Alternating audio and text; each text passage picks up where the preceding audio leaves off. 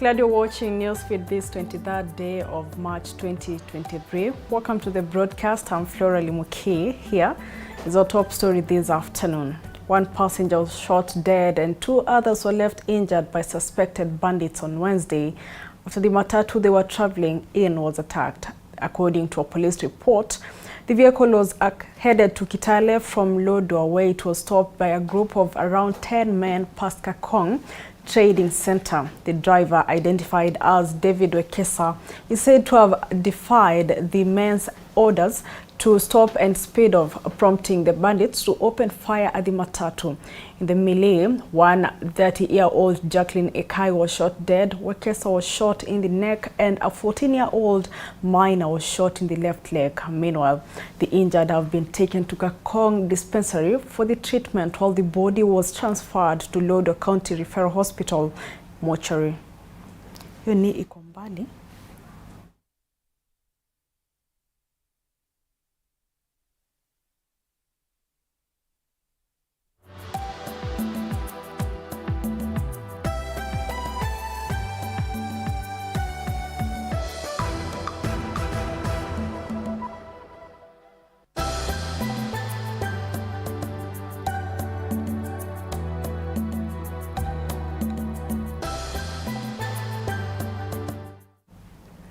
Azimio leader Raila Odinga has called off the boycott of Star newspaper, saying that they have forwarded their grievances to the Media Council of Kenya.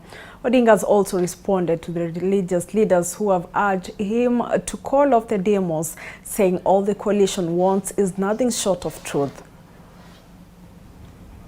Our answer to the clergy is in the Gospel of John chapter 8, verse 32, which says, and I quote, "Then you will know the truth, and the truth will set you free," ending the tribalization of the public service appointments and cancelling the appointments of 51 CAS or CASs that has no constitutional basis. We are aware that the regime is moving ahead to privatize state parastatals without the authority of parliament. We call on our members of parliament to stand firmly against this issued an illegal and unconstitutional order censoring the media and threatening sanctions for their truthful reporting of our demonstrations. We agree with Democrats around the globe that the democracy dies in darkness. We have very authentic information that on Tuesday evening, the Mr. Rigathi Gachagua convened a meeting at his residence in Karen. In attendance was Mr. Kamau Ichung'wah and also Mr. Ndindi Nyoro. They had invited several youths from different parts of the country to that meeting. And that meeting turned out to be a strategy session to plan to counter the demonstrators on Monday. President William Ruto has appointed the 50 Chief Administrative Secretaries CASs despite public uproar and an ongoing case on the legality of the appointment.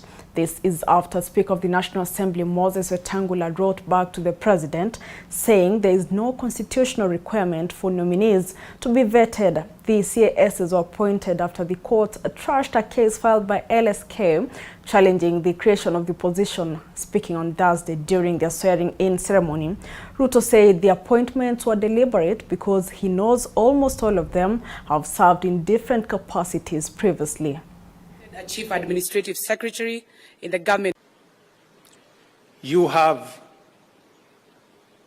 undertaken on your own volition to serve with honor and dignity. When you don't serve with honor and dignity. Therefore, it means you know what to do.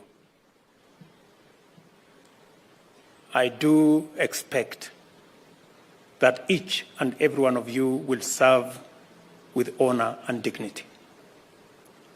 That in this service, there will be many challenges. You may not know everything. I want to implore upon you to take time to read, to understand, to consult, to ask, and to agree to be informed so that you can serve the people of Kenya better. I did make, in this administration, appointments deliberately across the country because it is our intention to bring Kenya together. President William Ruto is in Kisii County for a 3-day visit to the South Nyanza region, his first since assuming office in August last year. The tour will also see him visit Nyamira and Migori counties. The head of state has begun with the launch of Kegati Water Project in Nyaribari Chache constituency, from where he will head to West Mugirango to launch the Sironga Housing Project constituency. Thereafter, Ruto will commission upgrading of the Gekano Rigoma Amaboko Road in Kitutu Masaba constituency.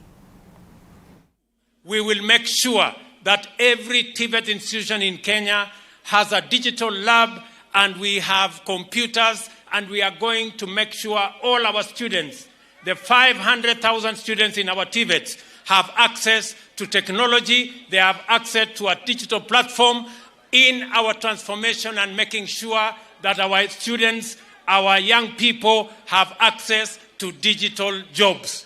Tunaelewana? Mimi nataka nikirudi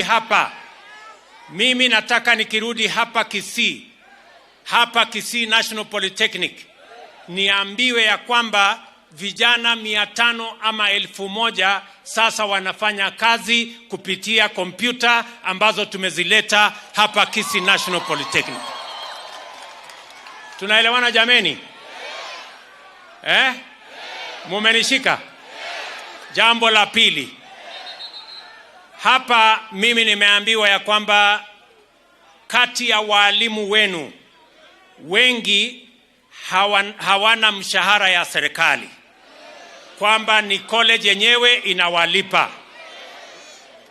Kwa sababu nilitoa ahadi ya kwamba mambo ya TVET tutatumia katika kuendesha mambo ya digitization, mambo ya agro processing na value addition, na kupatia wanafunzi wetu ama vijana wetu elimu ya sawasawa.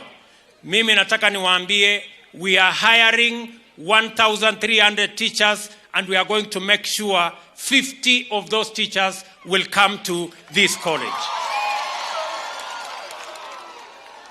Wale ambao wanafanya kazi hapa leo, those who are not hired by the government, I want to ask them to apply when we advertise, and we are going to make sure that we have additional tutors so that we can assist the students in this college to acquire knowledge, and we can reduce the burden on parents and on paying teachers. Tunaelewana jameni? Well, still on the president's Kisii tour, I'm informed that our reporter Alfayo Kombo is on standby to bring us up to speed on the latest concerning that specific tour. Good afternoon, Alfayo. Thank you very much, Limuki. I can get you very well from this side of Rigoma, that is at Kitutu Masaba constituency. And right now we're expecting His Excellency the President, William Samoei Ruto, to be here. As you can check from my back side, is that he's to be here to commission this road of Rigoma, Gekano, Muturumesi to the other side of Maga Stadium. And as my camera person can pan, you can see the tractors are there, ready to be commissioned to start the work officially. And as you can get it, today he has just launched a water project that will be used to help residents of Kisii County where it will make sure that all the county residents will be able to get water right direct to their homes, tapped water, fresh water. Right now we can see that the president has just arrived at this area, and he has just been able to commission ablution block of digitalizing of TVET education at Kisii National Polytechnic, and he has also added 100 computers that will be used by the students in that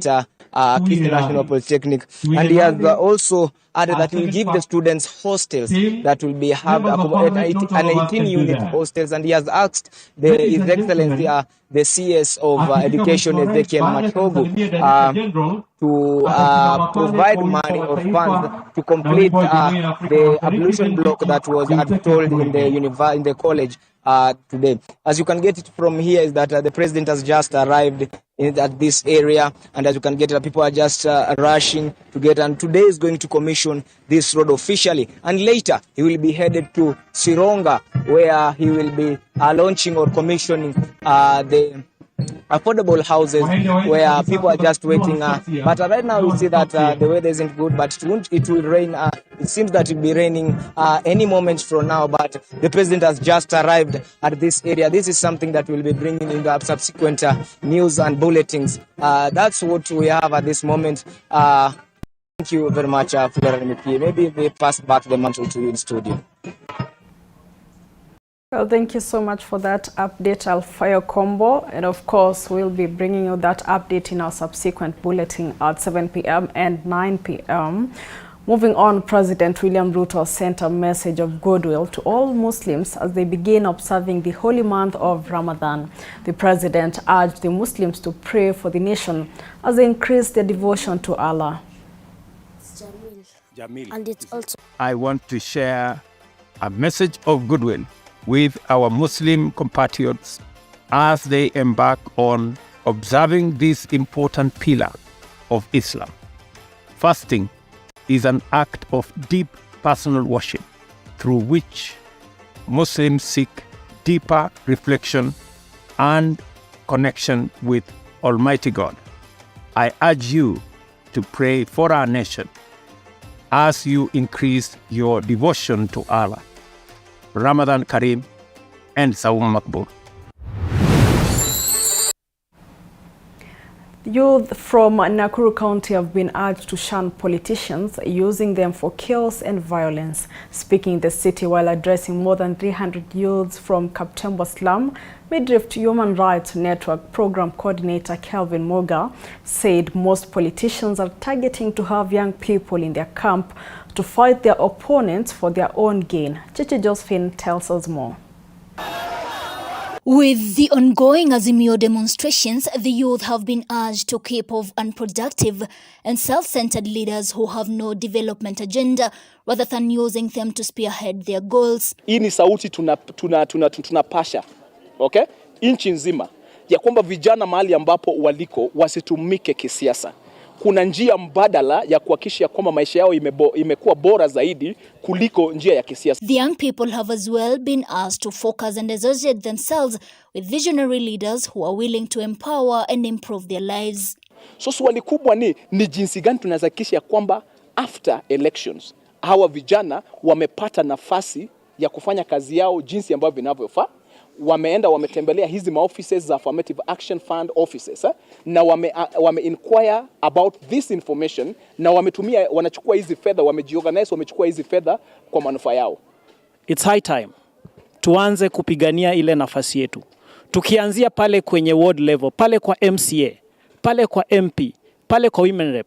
Maana pale ndio rasilimali ziko. Na kitu ambacho vijana wanafaa kufanya ni kwamba number 1, tutafute kupata habari na kuelewa wapi tutaanzia na wapi tunafika kupata usaidizi. On her part, Magdalene Haemba, a youth representative who spoke during the meeting, raised issues of unemployment, youth empowerment and bursary for higher learning, saying there is need for young persons across the world to interact and learn more about each other, noting that the world has become a global village. Mimi ningependa kuhimiza vijana kwamba tuwe ni watu wa kujituma, tuwe ni watu wa kupata information, ambapo ukipata information is power. Na wakati uko na information hakuna mtu atakutapeli, hakuna mtu atakufanya uengage into risky behaviors kama crime, kama kuengage kwa hizi magroups ambazo zinaformiwa huku chini. Hawa wangwana ambao wako hapa leo hii, vijana ambao tunakutana nao leo hii, hakuna siku utapata kwamba hawa vijana wamejihusika na mambo ya uhalifu. Kwa nini? Kwa sababu that the crisis we are finding ourselves in as a nation is a result of failure to honor the Constitution. To remedy this dangerous state of affairs we are in, we ask as follows.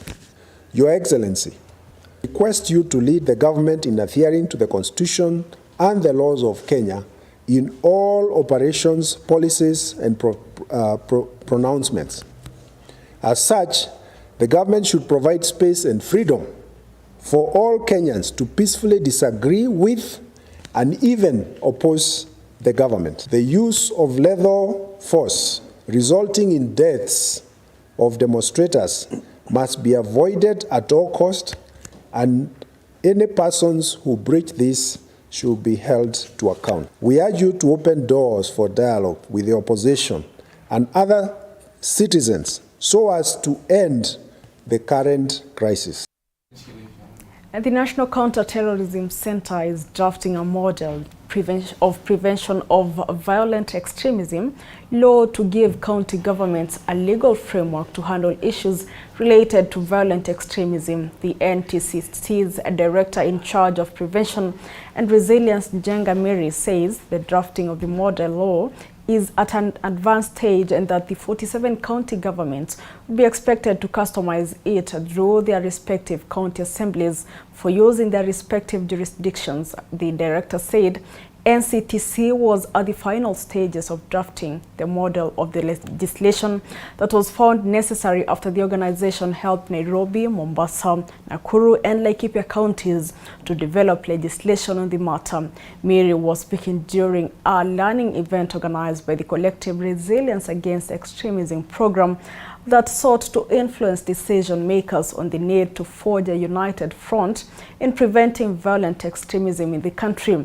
Deputy team lead Yubai Hassan added that such lessons provide useful learning for county and national government to mainstream such actions within county action plans. And we have also invoked the CAF, the County Assemblies Forum of colleagues in the County Assemblies North, so that we have now better frameworks of engagement. And I'm sure very soon, God willing, and resources also permitting, we should be able to engage more with our members, the honorable members of the county assemblies, because you have lamented that actually you have not been fully engaged, and I agree. So maybe in the future designs, because of the working now with the COG and the CAPS. So unakuta mtu atakwambia ajira ni kwamba hana kazi ndo anafanya mambo mengine. Utakuta mihadharati, all these are result of idleness. Haya ndio matatizo makubwa sana kwa vijana wetu. So if you are able to engage them, hata kabla hapate kazi ya kumwezesha, lakini he or she is engaged somewhere, pia inasaidia ule uharibifu katika mtaa. Uongo tukiwaekea mzigo hawa vijana peke yao, kwa sababu jukumu la kuwaondoa katika hali hii ni letu sisi viongozi, na pia jukumu kubwa liko katika wazazi, kwa sababu wazazi nao pia wako na sehemu kubwa sana katika kulea na kuwakuza wale watoto na wale vijana. There's some scenarios which happened in last week in one of our wards in Kilifi County. Vijana walifanya uhalifu. Viongozi tulivyokuwa tukijaribia kufuatilia na kutuma polisi ili tuweke usalama, wazazi baadaye walirudi kwetu sisi kutuambia kuwa tunawaomba waheshimiwa muweze kuachilia watoto wetu tuje tuyaongee nyumbani. A section of youth from Cheptais, Bungoma County have opposed the Azimio la Umoja mass action, citing threat to national peace run.